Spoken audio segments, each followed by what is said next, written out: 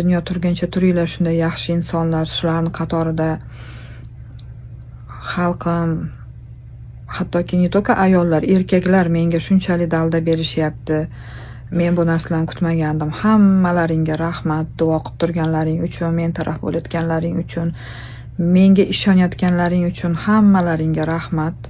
Lekin ayollarni ichida ayrim, bu sanoqli 2-3 ta ayollar judayam bir qo'pol gaplar gapirildi, judayam bir noto'g'ri gaplar gapirib yuborishdi.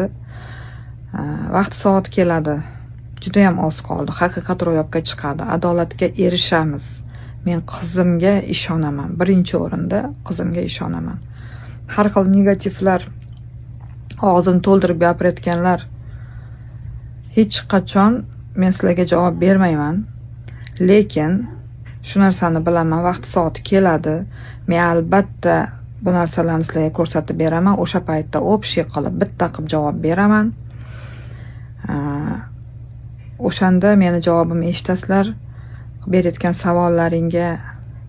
Lekin men hamma joyda qizimga ishonaman. Qizimni yomon bo'lsin deb jo'natmaganman. Qizim yomon qiz emas.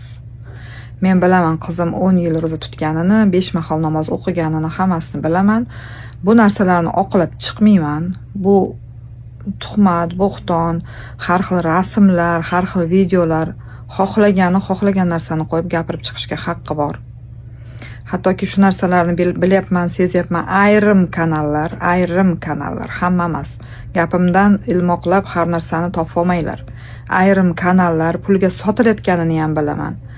Avvalasi meni o'rnimga o'zlaringni qo'yib ko'ringlar. Bir narsa gapirishdan oldin o'zlaringni qo'yib keyin gapiringlar. Bekorga aytilmaydi, pichoqni avval o'zingga ur, og'rimasa boshqaga ur degan gap bekorga aytilmagan. Agar xato gapirayotgan bo'lsam, uzr.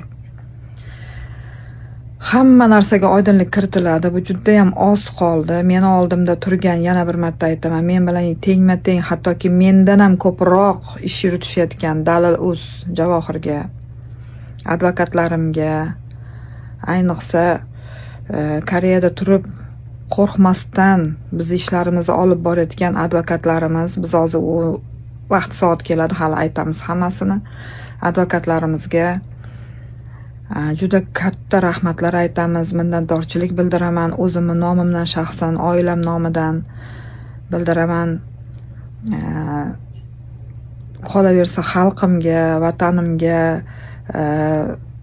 shu yerda biz bilan tengma-teng duolarda bo'lib, undan tashqari qonun qoida bo'yicha ham, qonunlar bo'yicha ham bizga yordam berayotgan o'zbekistonlik